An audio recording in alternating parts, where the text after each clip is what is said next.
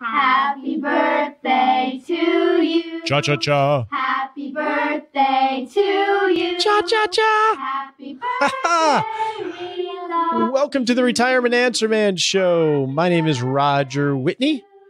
No, it's probably not your birthday today, but we are going to explore your age today. Don't get worried. I know some people get sensitive to the whole age thing.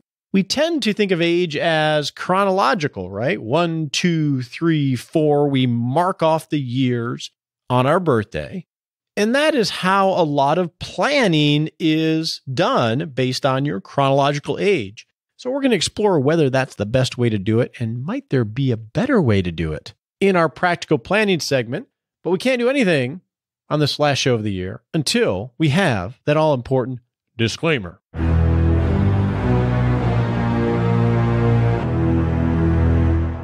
All right, one last time this year. Don't take advice from me on this show. I only give advice to clients. My guess is you're not a client, so I'm not serving you as a fiduciary. So you better think of this as helpful hints and education and talk to your legal advisor, your tax advisor, or your financial advisor, because that's just good sense. Now, I got a special announcement before we get to the hot topic, so let's go get to that.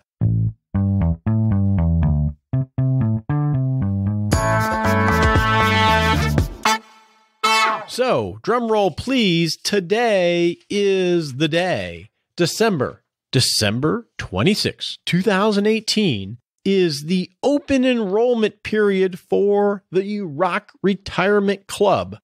RockRetirementClub.com is the website. You can go check that out. We've had 60 founding members getting the party started for the last 2 months, and it's been going pretty amazing.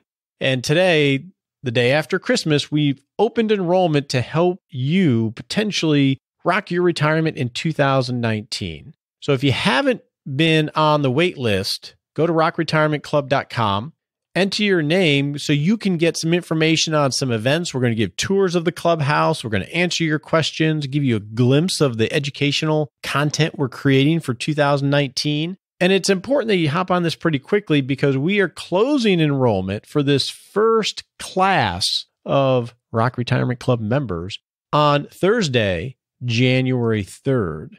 We don't want to keep it open all the time because we want to bring in the first class, get them integrated, and get the party started. And then we'll open up enrollment later in 2019. My only warning there is it probably will be at a little bit higher price than it is now. So go check out rockretirementclub.com. But for now, let's get on to the hot topic segment.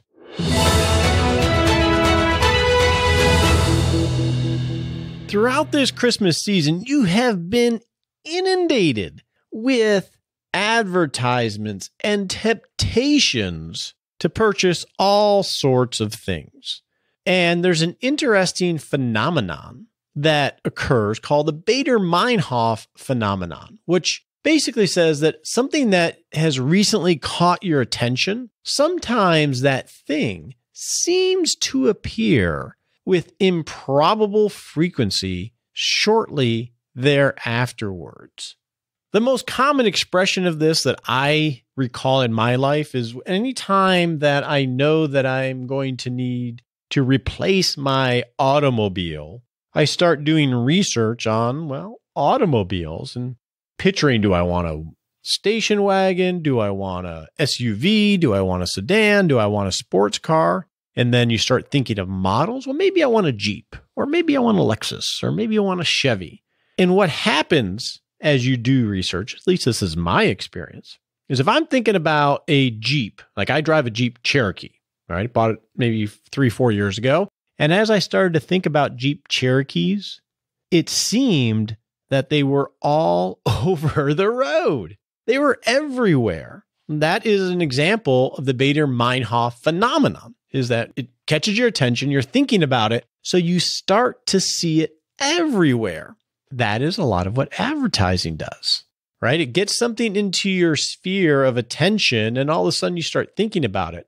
And it's gotten to the point, though, that it almost gets borderline manipulative, right? If you were to go open Google and search, say, a Jeep Cherokee, most likely what will happen is all the websites that you go going forward, all of a sudden you'll see ads for Jeeps pop up around you. If you Google buy a hammer, you'll see ads for hammers pop up on different ads everywhere you go. This is the scientific nature of how the internet works as far as advertising is. They know that if something's top of mind, they'll enhance this whole phenomena to try to, oh yeah, it really is everywhere, because they're actually putting it in front of you to try to get you to buy it. And, the Christmas season or the holiday season is a great time to see all this happen, because the ramping up of advertising everywhere and the constant shopping brings things into our attention. Now, I'm going to pervert this whole phenomenon in a little bit and talk about how we make decisions in planning and how we make life decisions. Because just like a car can be in your attention and you see it everywhere, I see this in a way where if someone has a positive attitude, they're always glass half full, they tend, when bad things happen to them, see automatically the opportunities and the good sides of something that may be sort of negative as a whole. And conversely, I see people that are glass half empty, that they can very easily and quickly spot the negatives to almost any situation. Now, that isn't really the Baader Meinhof phenomenon to my understanding, but I think these type of things, what you look for, you find, are very important. And it reminds me of these things. So even though it might not be direct, it really reminds me of these things. And I think it's really important of how you view positive and negative situations and what you look for first. Little story here with me. I mean, I think of myself as two different versions. The first 1.0 Roger, which was the first half of my life, I was probably a little bit more of a glass half empty. That was my default in what I saw first in a lot of things. This is just my self-assessment. Other people might disagree. But over time, and this was with a lot of intentional actions, I don't think I'm that way at all anymore. I think I'm one of the most bright side of the coin, bright side of life kind of people that I know. Not that I don't get negative. I'm not saying that. I definitely do. But I tend to look for the positives and ask questions like, what does this make possible when something happens to me? So just because you're predispositioned or have a history in one area doesn't mean you can't improve that. I think of this when it comes to risks and opportunities. A lot of us look for risks or think about risks and overweight them relative to opportunities. And others way overweight the opportunities and sometimes discount the risks to their own peril. Same things with what you love and what you hate. I used to think I hated sweet potatoes. I never wanted to have any sweet potatoes. The smell of a baked sweet potato would sort of repulse me. But I'll tell you what, I love sweet potato fries now. That's the only kind of sweet potatoes I like. Now, let's extend this a little bit, and maybe I'm exaggerating this stuff too much, but what about what you're moving towards in retirement? If you're of the mindset that, man, I'm just going to survive retirement, I don't know how all this is going to work, I'm going to feel totally out of control and vulnerable, well, some of that may be valid and needs to be addressed, but some of that might also be a self-fulfilling mindset. Doesn't mean we don't all have problems, but there's always some actions we can take to intentionally improve the situation, even if they're minor, even if we're way deep in a hole.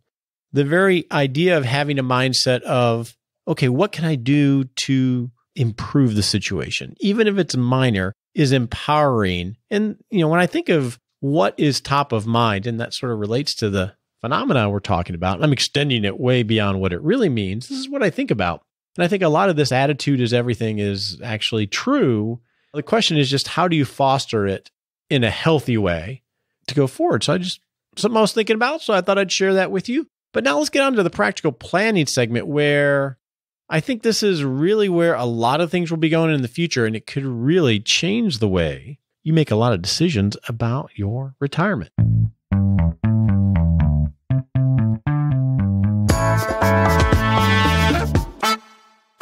So recently I attended the Retirement Management Forum run by the Investment and Wealth Institute. And it was one of the most impressive, nerdy forums that I've attended that was attended by a lot of very serious thinkers about retirement. A lot of academics, but a lot of professional advisors that are very serious about this retirement topic. And I was very impressed with the whole forum, got a lot out of it. And Moshe Malevsky, if I pronounce that correctly, PhD, gave a talk on retirement spending and this concept called biological age, and how biological age is this new research that looks to give you an appropriate age based on the biological aspects of your body. So what do I mean by that? Well, we think of age as chronological, right? We go 1, 2, 3, 4, we celebrate a birthday, and the entire system of retirement is based upon chronological age, right? At 50, you get the catch-up provision in your retirement accounts. You get to add more money. At 59 and a half, you get to withdraw money from tax-deferred accounts without penalty. At 62, you can take Social Security early. At 65, you get Medicare. At 70 and a half, you have to take required minimum distributions. The entire structure is set up based off of your chronological age. And based on his research, he was posing the question, is that the correct age for you to make decisions about when you take Social Security, what your longevity risk looks like, when you actually retire? All sorts of different decisions we have to make that are driven by this chronological age timeline. He was posing the question, is that really the best age to make decisions upon whether you need longevity insurance or not, and all sorts of things? And his argument was that each individual has their own biological age. I mean, literally biological age, that some people skew to be a lot younger than what their chronological age is physically, right? Yeah, we've all met those people. Maybe you're one of them who maybe, I had a meeting with a client not that long ago who is in their mid 70s. They're one of the most alive 70-plus-year-olds I know, and they're much more physically active, energetic, cognitively sharp people I know, much sharper than some 60-year-olds I know. So the idea is, well, maybe this person is, chronologically in their mid-70s, but biologically, they're like a 60-year-old. And Dr. Malevsky talked about studies that measure what are called the telomeres of your chromosomes. Now, I'm no scientist, so I'll explain it to you as a financial advisor. And I'm getting one of these tests right now, and I'll talk about that. Is a telomere is basically the tail ends of your chromosome. And, a lot of research suggests that as you age, those ends of the chromosomes get shorter and shorter. So by giving a little bit of blood, having some tests done that measures the length of your telomeres, they can say, based on those lengths, how old your biological age is, separate from your chronological age. I'm waiting for my results to come back. So what they're saying is that, yes, you may chronologically be, I'm 51, I may chronologically be 51, but based on my actual genetics and the length of my telomeres, biologically, I could be 40. Or conversely, biologically, I could be 60. It goes both ways, right? Some people are a lot older biologically than they are chronologically. And the testing to be able to help identify that is getting better and better through telomere length testing and things like that. Well, this is pretty interesting because in retirement planning, one big question we have is longevity. We don't know when we're going to die, and absent car accidents and diseases and things like that, some people will have a much longer, chronological longevity than others. If there's a person who's 60 years old or 62 years old, let's say, but biologically they're really like 70, well, should they base their decision on taking Social Security on their chronological age of 62? for a lot of us, if we all make decisions based on our chronological age, we're all sort of making the same decisions. Well, an unhealthy person who really is biologically 70 years old, it might make more sense for them to take Social Security early at 62 because biologically they're a lot older, which means their potential longevity is probably a lot shorter. Conversely, if you're 62, but biologically you're really 50, well, maybe you don't take Social Security at your chronological age. Maybe you delay it because you're actually physically a lot younger, which means your longevity could present a much bigger risk to you. So you can see how this difference can come into a very important decision. When you take Social Security is one of the biggest questions you get all the time. Do I take it at 62? Do I take it at full retirement age? Do I wait until 70 and a half? And the answer is always, it depends. It depends on a lot of things in terms of, what kind of assets you have, what kind of income flows you have, how old is your spouse, all those other types of things. But maybe it also depends on what your biological age is. And when we think of longevity, and this is wrapped into this longevity discussion, is, living too long statistically is one of those things of a low probability just on a normal scale. But if it happens to you, the impact of living a very long time could be huge.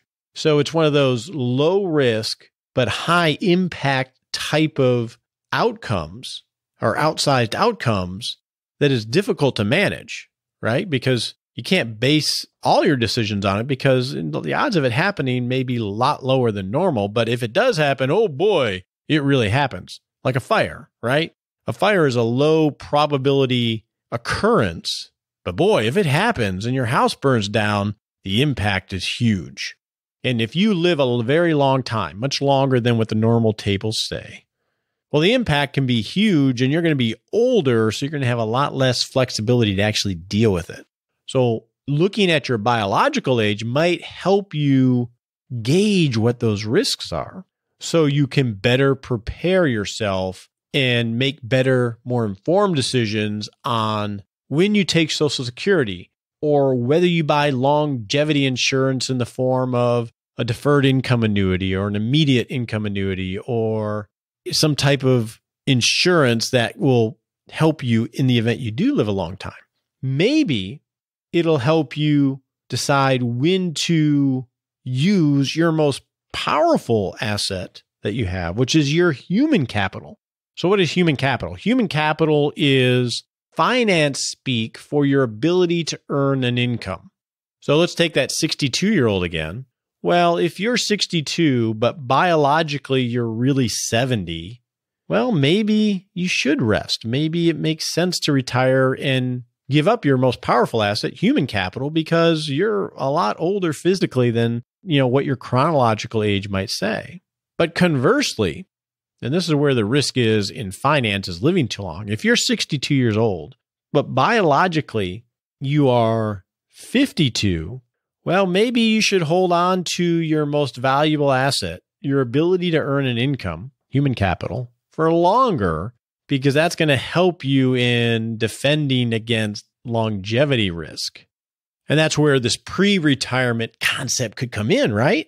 Because that gives you some more flexibility. You're hanging on to your most important asset because really, even though you're 62, physically, you're like a 52-year-old. So I foresee, and I think Dr. Mileski would agree with me, that in my practice, I'm going to start, after I do some personal testing on myself and see how these telomere tests work, is start to incorporate this into the planning with clients. So we can not just base everything on chronological age, but we can have more information so we can make more informed decisions so we can rock retirement. I think this stuff is really interesting. It's still in its infancy.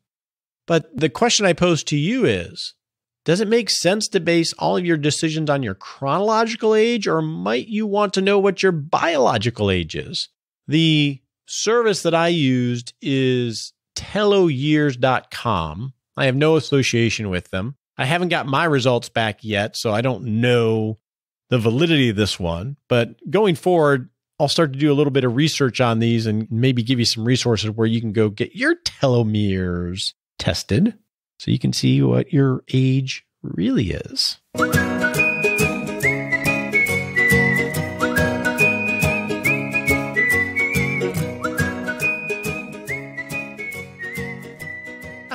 Welcome to the Happy Lab, where we noodle on how to live a happier life. So one thing that's going to make me happy is once I get the results back from my biological age, when someone asks me how old I am, I'm going to tell them my biological age. My guess is it's lower than 51. And I won't be lying. I won't be fibbing because biologically I'll be whatever I am. Let's see. What do I think I am? I'm 51. I'm going to guess my biological age comes back as, I'll say 42. I have no idea. But that's going to make me happy to say I'm 42 again. That's also, wait a second. That's also going to mean I got to make sure I get up and start acting like a 42-year-old a little bit. I don't know. We'll figure that out as we go. On your marks, get set.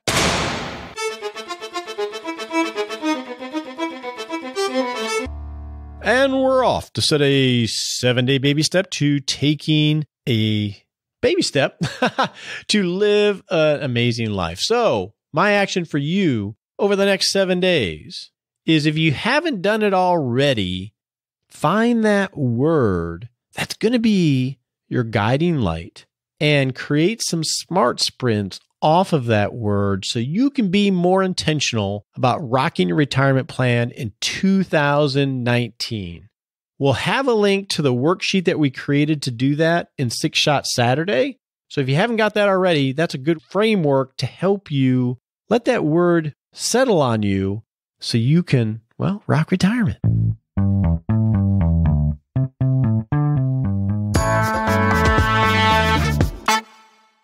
All right, friends, this is our last show for 2018. It's an honor to be able to talk with you every week. Just love all the emails that I get, the questions that we get. I hope this show is a positive in your life. And I just want to thank you so much for listening and filling me up so much, because it's an honor to be here each week with you. So have a great new year, okay?